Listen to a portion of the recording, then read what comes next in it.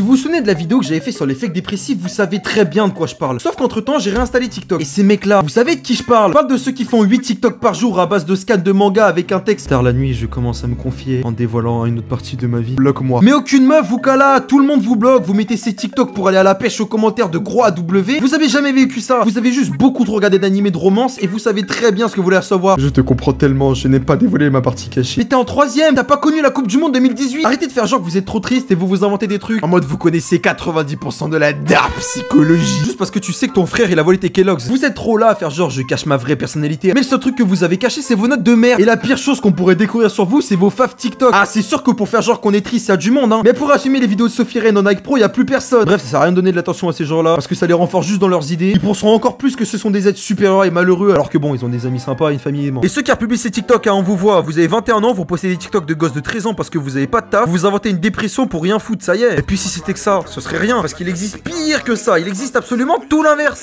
C'est de des dingueries sans arrêt.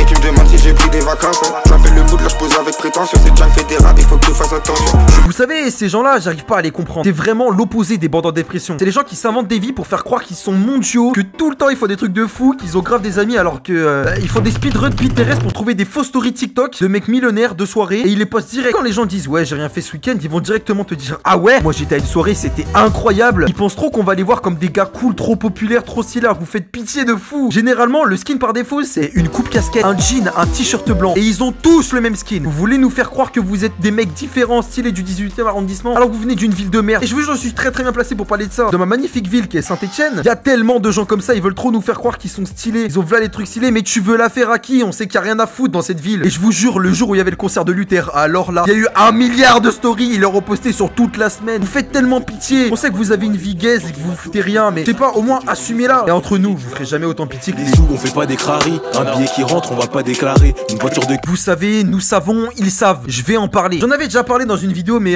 ça, allez pas la voir parce que... Remise en contexte, hein, c'est les mecs qui viennent de campagne totalement paumés, ils ont juste trop regardé TikTok et maintenant ils pensent que c'est stylé de venir de la rue. Voilà, je pense que là on a compris à quel point ils étaient teubés. Ils font des TikTok de merde dans leur salle de bain alors que la dégradée à la scie sauteuse et ils nous mettent des phrases comme vrai pirate et dans toutes les descentes. Mais de quelle descente tu parles? Tu t'appelles Gaëtan, tu vois, y a même pas de bac dans ta ville, frère. Y a 3 gendarmes dans ton village, tout le monde les connaît, ils sont grave gentils. Je vois ça snap des voitures de keuf avec des gros doigts. Mais t'as qui en story, poteau? T'as masqué ta daronne pour pas qu'elle voit que tu t'inventes une vie. Vous inquiétez pas, hein. Y en a partout dans ma ville, donc je les connais très bien. Les mecs viennent d'une ville calme, y'a aucun problème. À part les fous du tram, mais bon, ça c'est normal. Ils ont jamais eu de problème, ils viennent de maisons pavillonnaires. Et dès qu'ils apprennent qu'ils sont 0,0001% algériens, ils vont mettre le drapeau des Z partout, mettre des TN et dire qu'ils viennent de la rue. Et dire voilà dans toutes leurs phrases. Ouais, c'est une dinguerie de faire pitié comme ça. Vous voyez pas qu'il y a aucun Algérien qui vous cala? Il y en a un seul qui vous voit en train de faire ça, il vous chope et il vous tape. Bref, les mecs, ça sert à rien de mentir à personne. Arrêtez de bander sur une vie que vous avez pas et que vous aurez peut-être jamais. Contentez-vous juste d'être le meilleur dans vos domaines et vous aurez pas besoin de bander sur les autres personnes pour vous sentir stylé. Bref, sur ce, prenez soin de vous les recs.